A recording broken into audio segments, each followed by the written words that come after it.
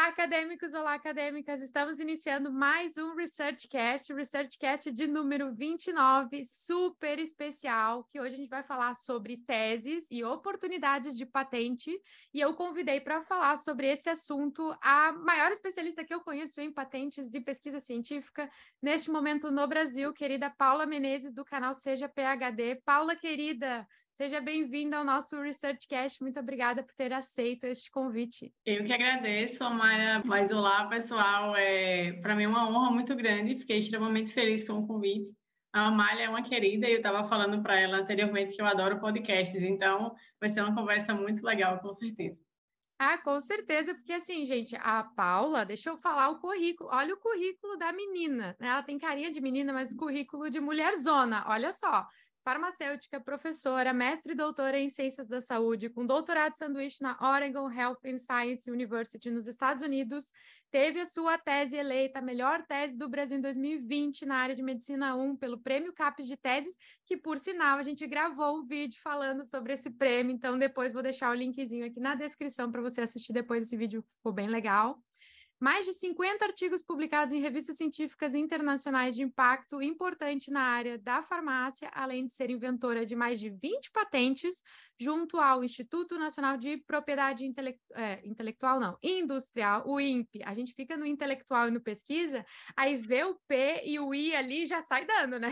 Paula, querida, eu acho que é legal trazer esse assunto aqui sobre patentes. Eu comecei a ouvir falar sobre patentes na área acadêmica em 2017, quando eu participei de um congresso sobre ética em pesquisa, e aí tinha a moça lá da Secretaria de Registro de Patentes da universidade explicando o processo. Eu fiquei, what? Como assim? Então, né, ali eu tive um pequeno contato e traz muita curiosidade. Eu acho que a gente fala pouco sobre isso nas conversas acadêmicas, aquela conversa de corredor de universidade, a gente fala pouquíssimo sobre isso. Então, acho que é legal você trazer um pouquinho desse teu conhecimento e, assim, começar pelo básico do básico. O que é, afinal, uma patente? Pois uma patente, né? Ela é, por definição, o direito de exclusividade que o governo, no nosso caso, o governo brasileiro dá a uma pessoa física, né, ou uma pessoa jurídica, uma universidade, por exemplo, é um direito de exclusividade que o governo vai fornecer pelo produto que foi desenvolvido, certo? Então, é muito comum, né, que nos trabalhos acadêmicos, nas dissertações e nas teses, a gente produza coisas que podem ser utilizadas na indústria, né, que podem entrar numa linha de produção. Então, tudo que é passível de entrar numa linha de produção industrial pode ser patenteado, né? Então, o governo ele vai dar esse direito e existem alguns tipos, né, de patente. Tem a patente do tipo patente de invenção, que é o que a gente chama de PI, e tem a patente do tipo modelo de utilidade. A patente de invenção é aquela quando você fez algo bem novo mesmo, assim, que nunca foi patenteado antes. Então, isso é patente de invenção. E ela dura até 20 anos. Então, esse direito de exclusividade, ele vai levar até 20 anos. Quando a patente é um modelo de utilidade, ela vai levar 15 anos de exclusividade.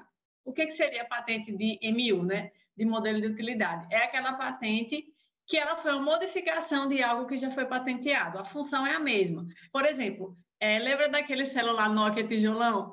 Sim, eu tive um, mas né, não vamos revelar nossa idade, mas sim, eu tive um. Quem nunca teve um daquele, né? E muito mais antigos que aquele já tiveram, né? Muito maiores. Então, hoje a gente tem, por exemplo, o iPhone, que é muito fino, né? Não tem nem tecla mais, imagina só, né? Na época que a gente tinha o tijolão, a gente nem imaginava.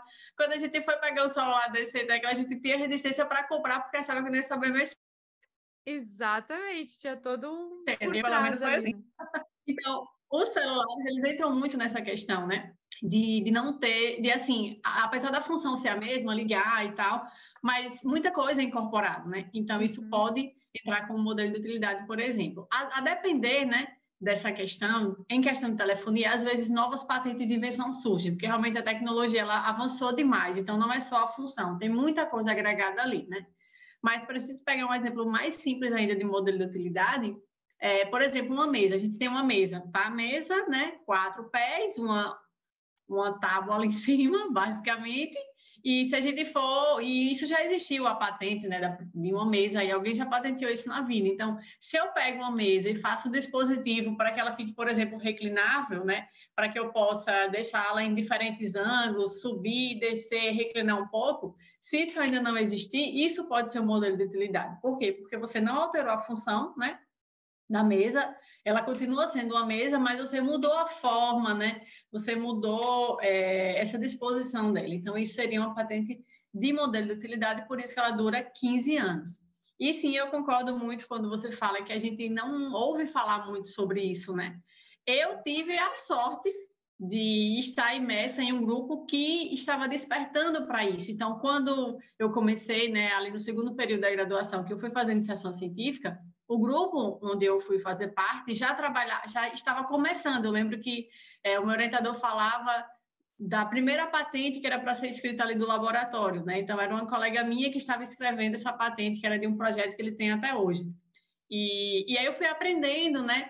A minha orientadora do mestrado, que na época fazia doutorado, se interessou muito pelo tema durante a pós-graduação, então ela fez todos aqueles cursos do INPI, ela se especializou muito e aprendeu demais. Então, e a gente brincava, o meu sonho, eu brincava com ela, né, que o meu sonho era ser orientanda dela, e deu certo, né? Então, eu fui orientanda dela no mestrado, e por eu estar sempre trabalhando com ela, né, assim, eu aprendi muito de patente com ela, e por isso que meu currículo cresceu tanto. Então, foi a sorte de estar em um grupo que estava despertando para isso, né? Hoje, eu sou da Universidade Federal de Sergipe, né, me formei lá, e hoje, assim, apesar de ser uma universidade pequena, do menor estado do Brasil, né? Mas, assim, é muito gigante nessa questão de patentes. Então, a UFES, ela tem um destaque nacional grande, assim, quando saem os rankings, né? Porque desde 2019, mais ou menos, já estava se trabalhando muito. Então, no nosso grupo, por exemplo, quando a gente fala assim, vou fazer um trabalho de doutorado. Se tem previsibilidade de ser um produto, automaticamente já se pensa que vai ter que fazer uma patente. Então, já é algo bem que faz parte. Mas eu sei que isso não é comum, né, em todas as universidades. Eu converso com muitos alunos na Seja PhD e muita gente acha, nossa, uma novidade, né? Uma novidade a patente, que é justamente porque nem todos os grupos têm essa característica, mas a gente vai conversar mais hoje sobre, né? E vamos desmistificar isso aí. Eu acho que eu vou patentear a ideia de fazer pesquisa científica que vira patente, né? Porque isso é inovação, pelo jeito, né? Ninguém faz. Então, aí tem outra coisa ainda aí, né? Ainda tem outro ponto aí, que nem tudo pode ser patenteável, né? Então, de acordo com a Lei de Propriedade Intelectual, a Lei de Inovação, na verdade, só é patenteável tudo que tem uma aplicação industrial, tudo que pode entrar numa linha de produção.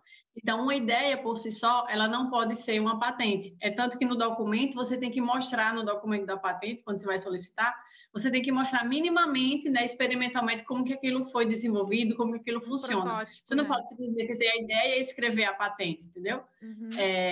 Por Mas exemplo, isso na uma legislação música... brasileira, né? Isso. Uma Porque acho que música nos Estados nova... Unidos pode, né? Não tenho certeza. Porque eu Isso lembro não... que ou o registro de marca, talvez eu esteja confundindo, porque eu lembro da história da cerveja Duff, dos Simpsons. A Warner criou os Simpsons e aí lá dentro tinha a cerveja Duff. E aí alguém civil foi lá e registrou a marca. E aí a Warner começou a pagar direitos de utilização para a cerveja Duff. Só que o cara não tinha nem protótipo da cerveja Duff, não tinha nada, era só a marca mesmo. Então, acho eu que lá, de repente, não precisa essa questão do protótipo especificamente, mas posso estar falando besteira aqui.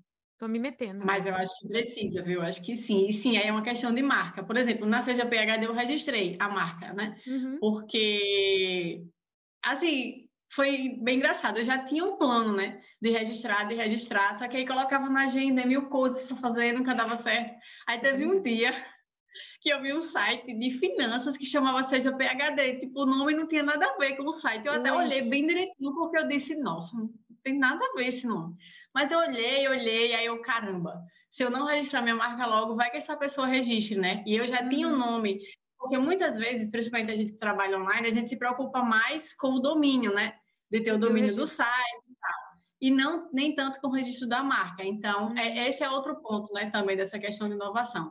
Marca não é patente, é uma outra coisa, Legal. Mas é importante também que a gente registre, né, para não perder. Muita gente famosa aí, né, acho que a Ludmilla teve uma música que ela não pôde mais fazer. A própria Marília Mendonça, né, tinha aquela música das patroas, né, e não pôde usar porque tinha outra Registrado. pessoa que já usava. Então, tem muita questão, né, em É relação porque a tudo isso de isso eu acho marca. que fica Então, dentro do grande guarda-chuva de propriedade intelectual, né? isso, exato, dentro da grande questão de propriedade intelectual. Então, ideia, música, né, não pode ser considerado patente. Música, por exemplo, Perfeito. é direito autoral, mas se você vai usar a marca As Patroas, por exemplo, isso é marca, né? Então já é outra coisa. Então, Entendi. realmente tem muita coisa dentro desse guarda-chuva.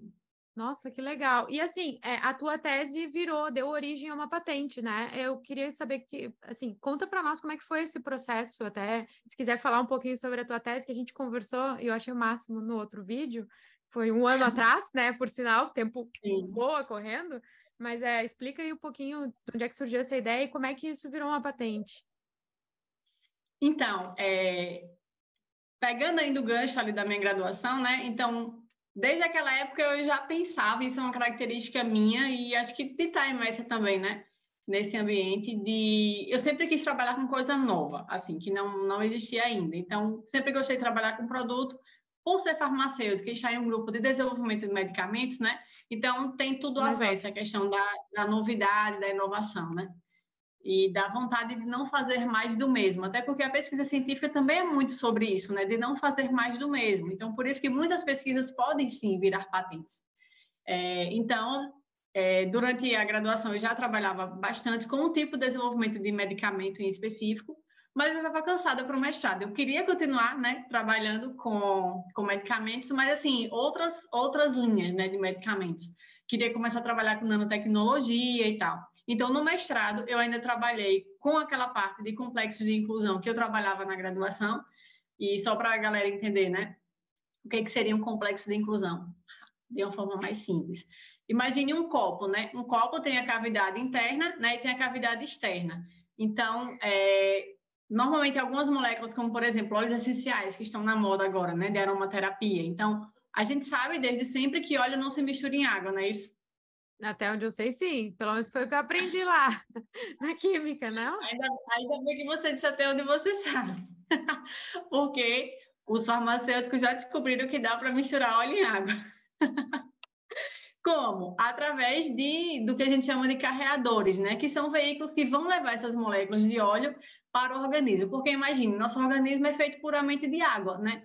Mas tem muitas Para fazer um moléculas óleo que não são dá certo. óleos e tem muita propriedade terapêutica. Então, né, a indústria farmacêutica, né, a pesquisa farmacêutica em si desenvolveu como você levar um óleo no corpo humano, né? Então, existem vários Fantástico. dispositivos e um deles é essa ciclodestrina, que é tipo um copo, então o óleo não gosta de água, né? E aí dentro da ciclodestrina, ela é tudo hidrofóbico, ou seja, não gosta de água, é um ambiente que não gosta de água, e fora é tudo hidrofílico, tudo gosta de água. Então, em um sistema, né, aquoso, por exemplo, vai estar lá óleo e água, óleo não gosta de água, né? Ele corre para onde? Para dentro do copo, que é onde tem um ambiente que gosta dele, né? Que é hidrofóbico também. E a e as moléculas de água, né, vão ficar ali na superfície do copo, ao redor do copo. Então, com isso, esse copinho, né, que seria a ciclodestrina, consegue atravessar os líquidos corporais e chegar lá no local de ação. E aí ele consegue levar esse medicamento para ter uma ação. Então, esses Legal. entraves, né, tecnológicos, a indústria farmacêutica já conseguiu fazer de várias formas. Uma delas são essas ciclodestrinas.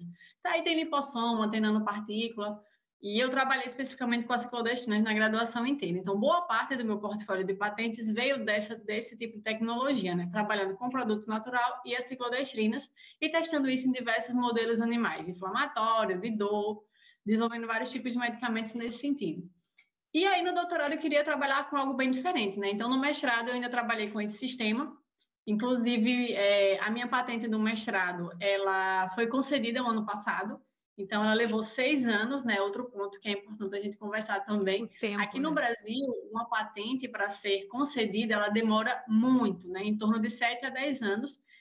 Tem-se a previsibilidade, né? Tem se falado bastante em reduzir esse prazo, a minha foram 6, mas ainda é bastante tempo em comparação a China, Japão, Estados Unidos. Não, os Estados Unidos é um China e negócio Japão, por exemplo, absurdo, porque o meu é, cunhado, por exemplo, ele trabalha numa empresa de tecnologia, ele tem 3 patentes registradas nos Estados Unidos. né? Junto com o grupo que ele trabalha com a equipe dele. E assim, é uma questão de 6 meses. Tá liberado já. Surreal, né? É surreal. Você dá a entrada e rapidamente já sai, né? Os primeiros resultados, e com esse... 1 ano e meio. E esse tempo de 6 anos conta para os 20? Então, tipo, tu só tem 14 agora? Isso, exato. Ah, isso não ajuda, né? Brasil, né, querida? Né? Se alguém estiver nos ouvindo aí, estiver aí, né, nos ministérios aí, vamos, né, por favor, fazer alguma Vamos coisa. agilizar Porque, isso aí, né? pesquisadores não ficam entusiasmados com isso. Pois e assim, toda essa questão, né, porque não tem profissionais suficientes para dar conta de todos os registros que chegam. Então, o que falta no Brasil é justamente abrir concurso para a galera passar e vamos lá analisar os documentos, né, minha gente? Não é puramente, né? Não puramente isso, mas principalmente isso. Então, esse é um ponto. E, enfim, eu estava falando, né? E Japão e China, por exemplo, é 1 ano e meio para finalizar o processo, né? Para conceder mesmo a patente. Estados Unidos concede com até no máximo 2. Então, a gente realmente tem que trabalhar muito para acelerar isso. Mas existe uma diferença entre depósito e concessão, né? Depósito é quando você terminou seus experimentos, viu que dá para ter um produto legal, que é novo, que não existe nada parecido, você escreve os documentos da patente e vai lá no NIT, né? No Núcleo de Inovação Tecnológica da Universidade e dá entrada. Quando você dá entrada, eles aceitam todos os documentos em esfera local, tá? Isso vai ser chamado de depósito. Isso já conta no currículo e pesquisador gosta muito de patente, não só pelo viés financeiro, porque nem toda patente vira produto, a gente vai chegar lá, mas produto comercial, assim, na prateleira, né, para o público comprar. Mas isso, quando você deposita, isso já conta no currículo, né? E aí conta para concurso, conta como uma produção. É um pontinho a mais. Muito, né? E aí depende do barema. Então, vai ter concurso que vai contar uma patente como um artigo A1, por exemplo. Então, é mais fácil você depositar uma patente do que você publicar numa revista 1, por exemplo, e muito mais rápido também. Então, pesquisador gosta muito dessa parte, né? E tem a questão tecnológica também, mas para que o dinheiro venha, né, você precisa seguir a mais. Você não pode só gostar do pontinho no currículo. O bom mesmo é dinheiro no bolso, né? Então, a gente ainda tem que caminhar muito para conseguir fazer essas transferências de tecnologia via universidade. Isso ainda no Brasil é algo raro, já acontece, né? A USP, por exemplo, o maior royalty que ela recebe, né, de produtos foi de um produto que foi um medicamento, que é aquele ondansetron, não é o nome. Ele é para enjoo, coloca embaixo da língua. Como que é o nome? Eu acho que é aquelas, tipo umas pastilhas assim, né? Coloca embaixo da língua, eu esqueci o nome dele, depois eu vou lembrar. Mas seria tipo o Plasil, o Dramin? Só que esses você engole, né? Esse que eu tô falando, você coloca embaixo da língua, ele dissolve embaixo da língua. Na hora que você coloca, ele dissolve já. Então, o fármaco é ondansetron, mas eu tô esquecendo o nome comercial. Então, a USP recebe muito dinheiro por causa desse desenvolvimento. Mas, assim, não é toda universidade que consegue fazer essa transferência, porque no Brasil a gente ainda tem uma distância muito grande entre universidade e empresa, né? Então, exatamente, tem essa outro questão. ponto muito importante. Mas a gente estava falando da minha tese, né? E eu falei de cada Não tem problema. Esse é o legal do podcast, né? Pode viajar à vontade. Quem está ouvindo aqui agora está provavelmente dirigindo, lavando a louça, tá bem de boa, dando risada com a gente. Então pode ficar tranquilo. Então vamos lá, voltando, né? Nesse looping. Aí então falei já do mestrado, patente concedida no mestrado.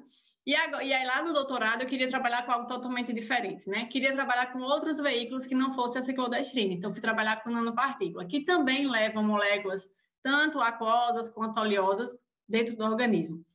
E aí, né, eu comecei nessa vontade de trabalhar com coisas diferentes, eu fui trabalhar o que o Murilo Gun, que é um pernambucano, já ouviu falar dele? Não, Murilo Gun, depois eu vou Ele é pesquisar. um cara muito criativo, né? E ele fazia uns cursos de criatividade, agora ele mudou um pouco o foco e ele fez um curso que eu fiz que chama Reaprendizagem Criativa. Nesse curso, ele fala do termo combinatividade, né? Que muitas vezes a gente acha que para criar alguma coisa a gente tem que ser um gênio, né? Só Einstein cria coisas legais. Quando na verdade não.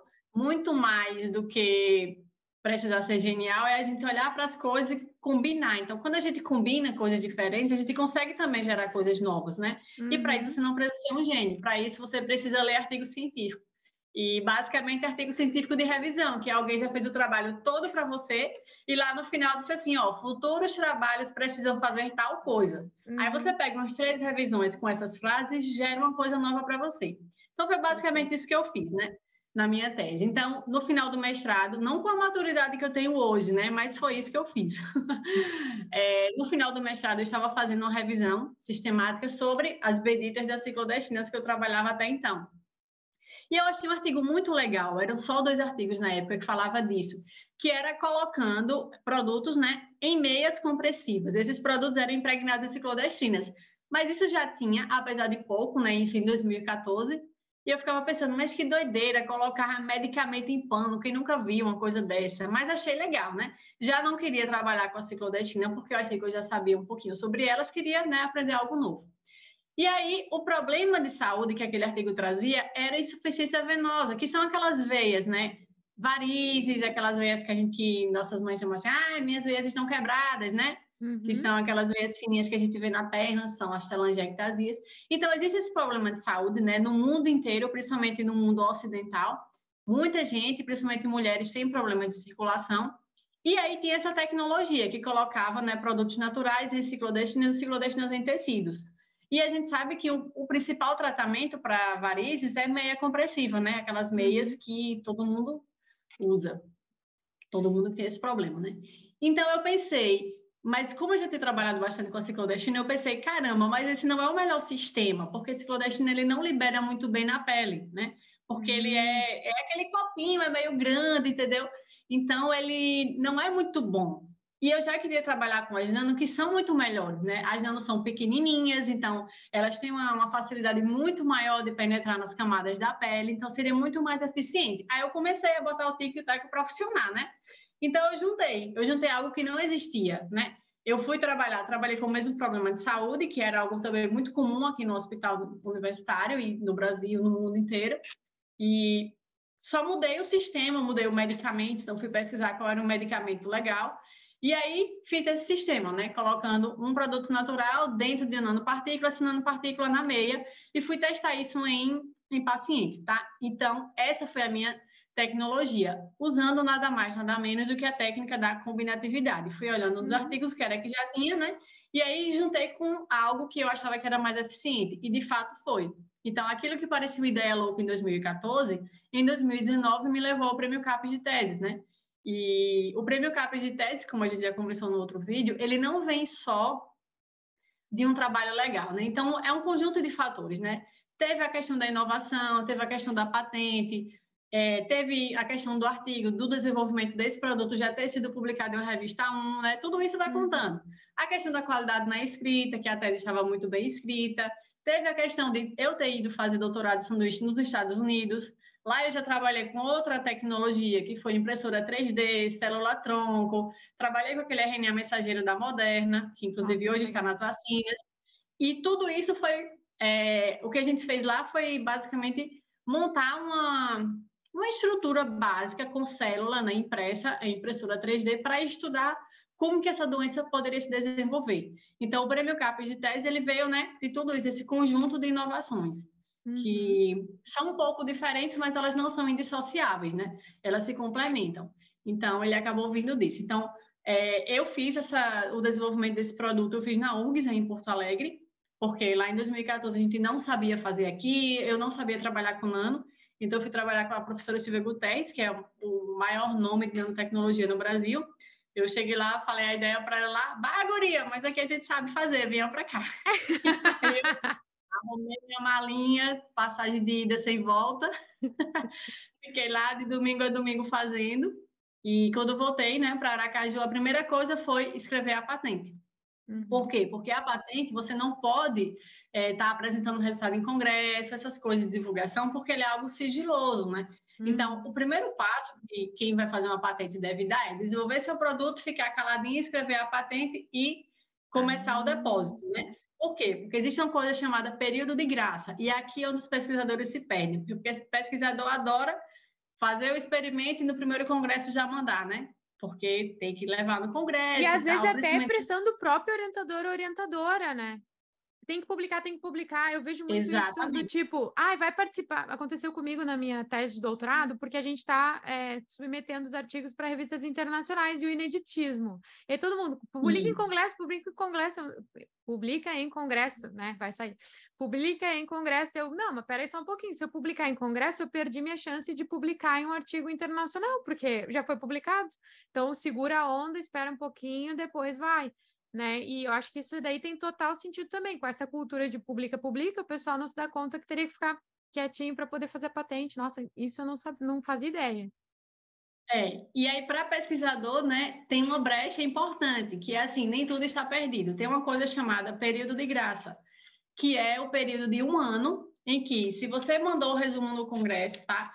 Mas se você depositou a patente antes de 1 ano desse resumo ter sido publicado, né?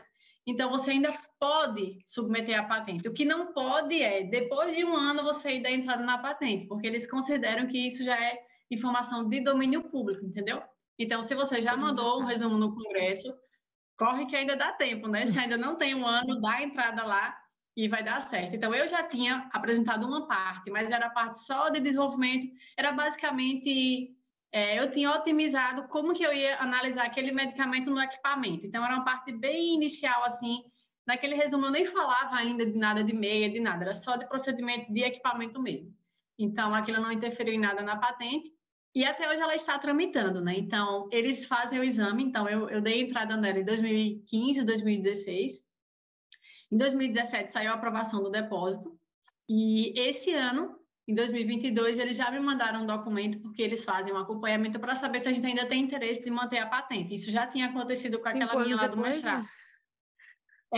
E aí eu respondi, né, dizendo que sim, que a gente tinha interesse. Aí tem um formulário para você responder, eles perguntam se o produto ainda tem atividade inventiva, se ainda continua sendo novo e tal. E eu respondi tudo direitinho, mandei. Então, daqui a uns 2 anos, por aí, vai sair, né, a concessão. Mas, como você bem observou, já está contando, né, o meu prazo aí dos 20 anos. E esse prazo dos 20 anos, ele é para quê? Ele é uma garantia, né, e é um retorno também para todo o investimento que foi dado na pesquisa. Então, é para assim, para quem inventou, que tenha o direito de ter exclusividade de comercialização, né? E seja recompensado financeiramente por isso através dos lucros. A grande porque as questão é pessoas que no acham que Brasil fazer tem uma pesquisa coisa é de de moda. graça, né? Pois Né? Mas é. tu tem assim reagente, tu tem material de laboratório, mesmo pesquisa mais mental, que tu vai desenvolver alguma coisa, enfim, sei lá, mais na área da administração, tem recursos que estão são pessoas que estão doando barra oferecendo seu tempo, né? Ou seja, tem um tempo de trabalho, de coleta, de análise de dados que alguém tem que sustentar isso de alguma forma, né? As pessoas acham que é de Exatamente. graça, é de graça, não é de graça, alguém tem que pagar essa Pois é. conta, Até o seja o ar-condicionado da governo, seja a sala, né? empresa até o ar-condicionado da sala, né? Enfim, tudo, né? Quase o ar que a gente respira que não está sendo cobrado ainda, mas daqui a pouco, né? Até isso vai. É. Então, de alguma forma alguém tem que pagar e as pessoas não param para pensar nisso, né? Então, assim, ou é o governo, ou é a universidade, através de financiadores, alguém tem que pagar essa conta. A exploração do registro da patente é uma forma de obter esse retorno financeiro, né? Mas eu lembro muito do episódio lá do The Big Bang Theory, que eu adoro aquela série, que tem o episódio que eles vão tentar fazer o registro da patente lá da invenção do Howard, e aí eles vão lá na universidade fazer o registro da patente e eles descobrem que 70% ou 75% fica com a universidade, dos lucros. Aí eles, como assim, né? E aí ele, poxa, acho que ele fala pro Leonard, né? Doutora Hofstadter, o senhor acha que a gente pagou o seu salário por 10 anos porque a gente é querido? E ele, eu tinha pensado nisso até agora, você me falar isso tão cruelmente, né? Então, assim, isso que eu queria te perguntar, que poucas pessoas, né, se fala pouco sobre patente, muito menos sobre relação universidade e desenvolvimento de patentes. A universidade tem direito sobre as nossas invenções enquanto nós alunos. Como é que é isso? Exato. Era esse o ponto que eu falei Então, que eu a ia gente ia chegar lá. mencionar, tá vendo? Então, o que que acontece, né? Quando a gente está imerso, eu chamo que é a caverna da pós-graduação, né? Quando a gente está lá na caverna da pós-graduação, às vezes a gente não tem a maturidade de ver as coisas de fora, assim, ver a coisa como ela é, né? E aí, você está ali, né? Na roda do ramo, e você vai fazendo, tem que fazer a patente, tem que fazer o artigo e tal, e você vai fazendo. E aí, você está lá é igual você falou, é o ar-condicionado, é o humano, é o pessoal da secretaria, é todo mundo, é o orientador, é todo mundo que está ali em um ambiente que às vezes a gente acha que é público, mas não é. Alguém tem que manter, né? Alguém tem que pagar a conta. Então, todas as patentes que são geradas na universidade, sim, os lucros, né? Eles vão ser divididos, tá? E como que isso acontece? Então, você fez o depósito, não é garantida, não é garantia de que se você fez o depósito, se o NPI concedeu para você, que você já vai ganhar o dinheiro, tá? Por exemplo, eu nunca ganhei um centavo com isso ainda, né? Estamos aí nas orações para conseguir. Por quê? Porque ainda existe a etapa chamada de licenciamento da patente, que é o seguinte, como a patente ela vai em nome da universidade, tá? Então, precisa acontecer esse licenciamento, que é da universidade licenciar a patente para uma indústria comercializar, certo? E esse processo ele é caro, então tem taxa do INPI para dar entrada em depósito, tem taxa do INPI todo ano que você tem que pagar para manter a patente lá. Então, tem um custo que a universidade vai mantendo, mas o aluno, ele nem sabe que isso acontece, né? Porque está ali dentro do sistema, mas é um custo alto que a universidade tem para isso. Então, quando acontece o licenciamento, quando acontece a transferência de tecnologia para a indústria, que a indústria começa a comercializar e começa a lucrar com isso, aí é que vem os royalties, né? Os royalties são uma parte dos lucros que vem o dinheiro para a universidade. Chegou da universidade, aí vamos, né, partir o pão. Então, como que acontece, né, nessa partilha? Uma parte vai ficar na universidade, que é a maior parte, é em torno de 75%, né? Vão ser 2/3 da patente, vai ficar na universidade e isso começa a ser distribuído. Então, uma parte fica na reitoria para as políticas institucionais, né? Para toda a manutenção daquele ambiente. Outra para todo investimento em P&D, né? Em pesquisa e desenvolvimento. Outra parte vai para o departamento de onde a patente veio, por exemplo, no meu caso, né? Iria para o departamento de farmácia, e outra parte vai para o laboratório onde o produto foi desenvolvido, para ser reinvestido, né, em toda a infraestrutura. E isso é nada mais do que justo, né? Afinal de contas, foi a universidade que custeou tudo isso. Mas, como você falou, né, às vezes a gente vai no congresso e as pessoas falam, tem o dinheiro e você pode ter acesso. E eu escutava isso e eu ficava puta da vida, porque eu pensava, sim, mas eu vou fazer o quê? Se esse dinheiro um dia chegar na minha mão, o que é que eu vou poder fazer com esse dinheiro, né? Porque os professores do congresso diziam assim, eu comprei um data show, eu comprei um computador para dar aula, eu pensava, sim, só pode usar na coisa da universidade? E aí, uma das minhas patentes já esteve nesse processo de conversa com indústrias, né? Já tiveram indústrias interessadas. E aí, em reuniões, né, com esses professores mais experientes, eu até fiquei me achando, né, nessas reuniões com esse pessoal, que de tecnologia, disse, meu Deus, né, que legal, estou aqui com a galera das Tem que se cabeças. achar mesmo, né? E aí eu perguntei, toda tímida, né, como era essa divisão desse pão, porque eu queria saber. E na época a Júlia tinha acabado de nascer. E eu já fazia as reuniões com ela no braço, né, e eu trabalhava o tempo inteiro, era tudo online, então ela estava ali comigo o tempo inteiro. Aí eu fiz essa pergunta toda pisando em ovos, né, e aí a professora respondeu bem assim para mim, Paula, se acalme. Quando o dinheiro chegar em suas mãos, você vai poder gastar com o que você quiser. Inclusive, você vai poder comprar fraldas para a Júlia. Então, esse para mim foi o melhor exemplo de que sim, se um dia o dinheiro chegar nas mãos dos alunos, a gente vai poder gastar com o que a gente quiser, né? Então, esse é um ponto legal. E agora, o dinheiro que chega para os alunos, ele só vai ser 1/3 dos royalties, né? Ele vai ser entre 5% e no máximo 1/3 dos royalties, isso de acordo com a lei de inovação. Então, é a menor parte do bolo que chega para ser dividida com todo mundo. Então, não é o dinheiro de um boi, como diria a minha avó, não é tanto dinheiro assim, mas a depender, né, de quanto seja a lucratividade do produto, pode ser uma boa grana, sim, né? E aí também tem a questão de que às vezes os alunos não se atentam, que lá quando você vai escrever os documentos da patente, tem uma parte do documento que é chamada de matriz de contribuição, que é onde você vai colocar o percentual de todo mundo que fez parte da patente. Então, assim, primeiro, né?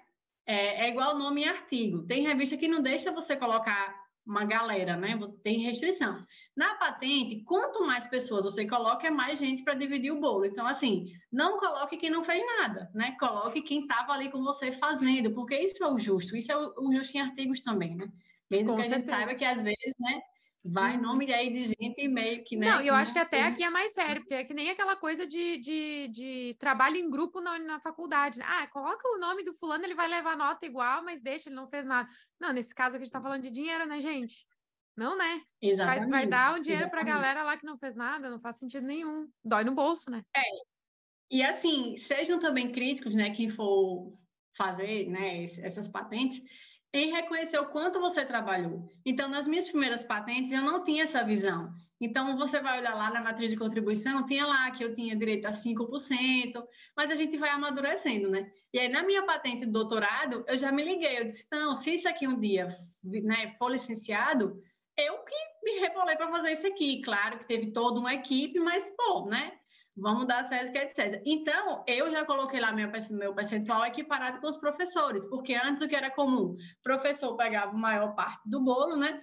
E os alunos botavam lá 1%. Então, Ah, que no lindo! doutorado, eu já tive uma esperteza maior, né? De reconhecer o trabalho feito. Então, eu coloquei o meu percentual como 15%, do meu orientador também. Então, de quem estava ali em linha de frente do desenvolvimento do produto, eu coloquei 15%.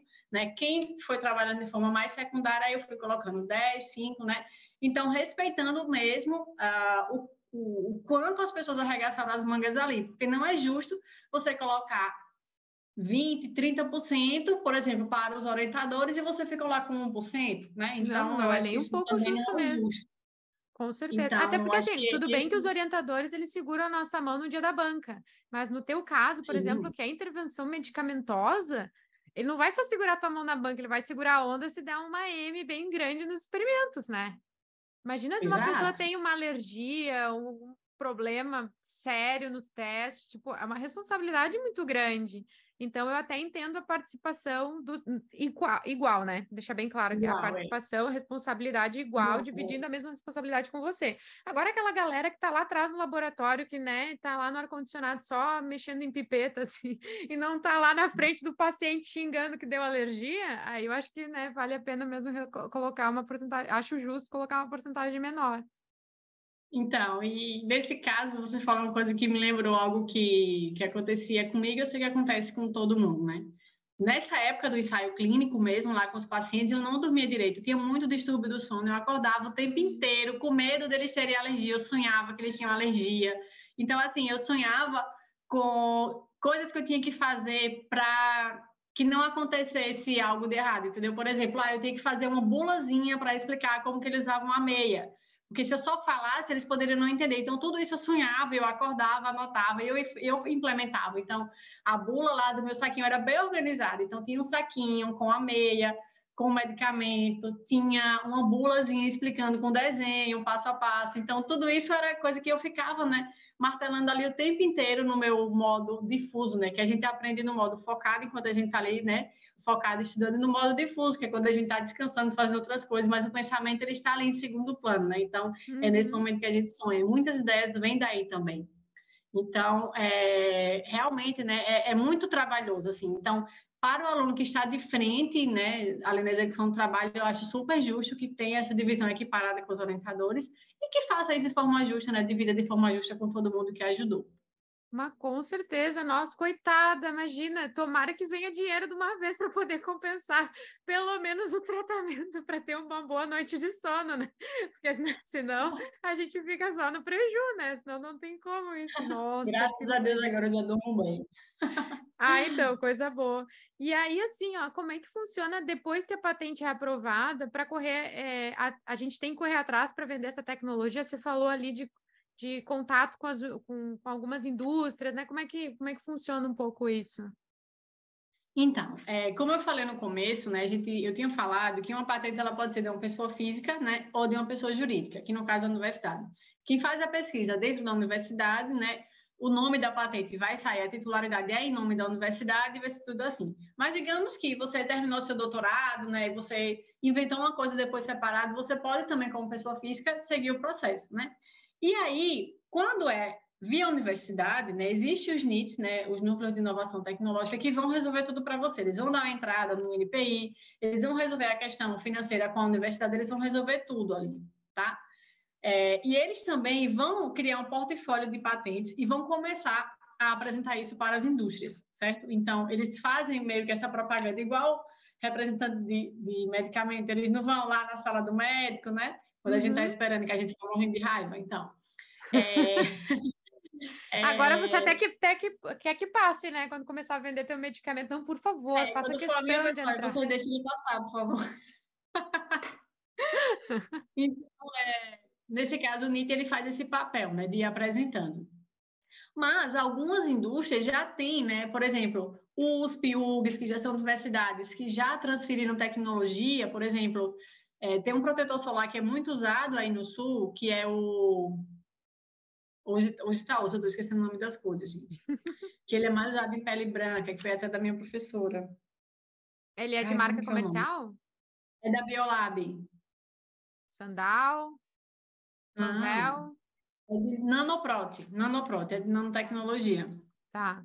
É o Vou olhar Nanoprot. Então, depois. ele foi licenciado lá na URGS. Então, depois desse licenciamento, né, a Biolab ela já vai lá buscar novas tecnologias, entendeu? Porque ela já conhece o grupo, já sabe. Então, muitas vezes, a própria indústria ela já vai junto com a universidade na titularidade da patente, para nem precisar transferir lá na frente, né?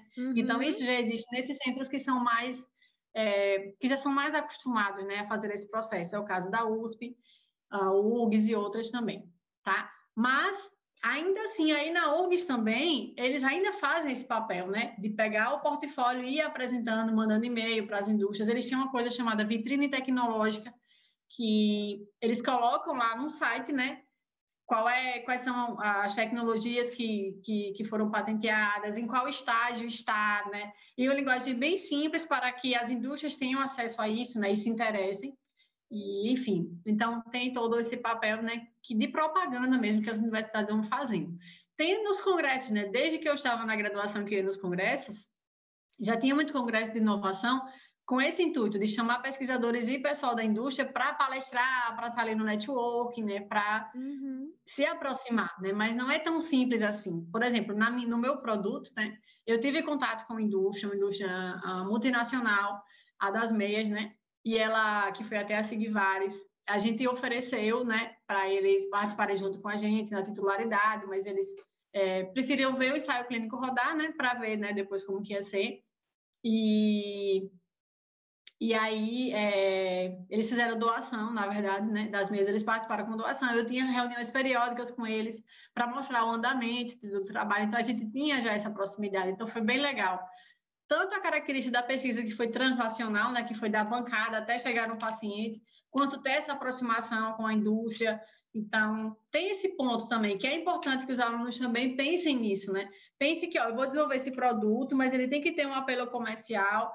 Qual é a indústria que eu vou querer chegar, né? Porque até na patente, quando você vai escrever, tem um campo lá que eles perguntam quais são as indústrias que vão se interessar por esse produto.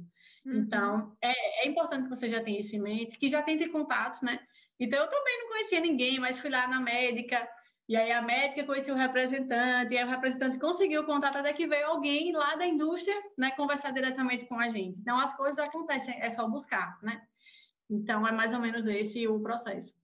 Nossa, que legal. Fiquei pensando agora que legal seria fazer uma vitrine de produtos que foram baseados em patentes desenvolvidas por pesquisadores para a gente consumir. Porque, de certa forma, você está financiando a pesquisa. Eu vou começar a comprar esse protetor solar agora, porque eu sei que esse dinheiro está indo Isso, para a URGS. exato, Olha que fantástico isso. E a gente exatamente. não sabe dessas coisas. Isso tem que divulgar. E eu acho que aí a gente entra num. Acho que daria assunto até para um outro podcast, né? Que seria essa coisa de por que a gente tem na academia vergonha de vender, vergonha de ganhar dinheiro. Parece que é crime Eu também a me minha pergunto. pesquisa ser interessante para uma indústria, se tornar um produto ou ser implementada. Eu trabalho na área de marketing e comportamento consumidor. Os modelos que eu desenvolvi de comportamento consumidor mapeamento da jornada podem ser aplicados em serviços. Eu posso ir lá numa Renner da vida, eu posso ir lá, sei lá, na Panvel e aplicar essa ferramenta para melhorar a experiência do cliente. Por que eu teria vergonha de fazer isso? Por que isso seria feio? Né? Eu acho que, mas enfim, seria assunto para um outro podcast, né? Para tentar desmistificar.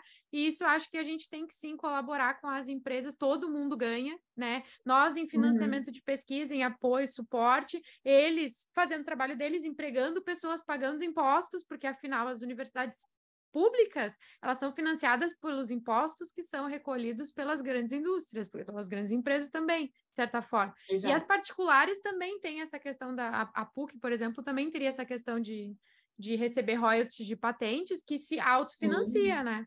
Não é só as sim, com mensalidades, como certeza. também vem essa fonte de renda. Com certeza. Acho que tem muito campo para a gente conversar. Vamos atrás de alguém aí, Paula. Eu vou te convidar e a gente conversa mais alguém sobre, né, essa visão aí do pesquisador meio vendedor. Quem sabe para a gente desmistificar essa ideia? O que que você acha? Fica o Com convite? certeza, com certeza, com certeza. Ah, Então, é então por isso que tá. é legal, né, essas conversas, porque a gente começa a abrir os olhos. Então, hoje eu já tenho toda essa visão, assim, como hoje eu tenho uma visão geral da coisa, como funciona, eu sempre fico pensando como que se eu fosse desenvolver, né, um produto novo, hoje que eu já estou fora da universidade, então, só de você passar por esse processo, você já tem a visão do todo, então você já consegue caminhar sozinha por fora. Imagine, né? Você fazer o processo como pessoa física, o royalties vai ser todo seu, né? Por quê? Porque isso é fora da academia. Você estava lá, aprendeu o processo, fez a patente lá, fez tudo com eles. Mas se um dia você for independente, você vai fazer suas coisas. Então, tudo é aprendizado, tudo isso é possibilidades de carreira, né? Que a gente pode Uhum. desenvolver. Então, Nossa, é bacana. fantástico. Adorei conversar contigo sobre patente, de verdade. Aprendi muito, me meti um monte também, mas aprendi muito. Achei muito interessante esses pontos que você trouxe aqui. Sempre estará convidadíssima para participar. Quando quiser falar, quero falar sobre isso, chama a gente, convida a gente para a gente bater um outro papo aqui no ResearchCast. Você sempre bem-vinda aqui. Eu que agradeço, Amália. Com certeza, vamos aí definir outros pontos aí também legais, né? Para a gente trazer essa visão, né, para o pessoal e se animando, né, com outras coisas e ver que dentro da caverna da universidade não tem só um caminho, né? Que a luz ela pode vir de alguns buracos que podem ter lá na caverna e que pode ser, né, bem potencial, assim. É verdade. Foi para mim um prazer enorme. Obrigadão. Imagina que é isso. E pessoas, por favor, sigam a Paula, seja PhD, vou deixar o linkzinho aqui na descrição, né? Se você está nos ouvindo em versão podcast, depois dá uma olhadinha lá nas informações do nosso YouTube. Aproveita, se inscreve aqui no canal no YouTube e se inscreve no canal da Paula, né? O canal Seja PhD, que também tem muito conteúdo lá. A Paula está sempre publicando. Paula, querida, super beijo. E a gente se encontra então em um Beijo. próximo vídeo. Tchau, tchau. Até mais.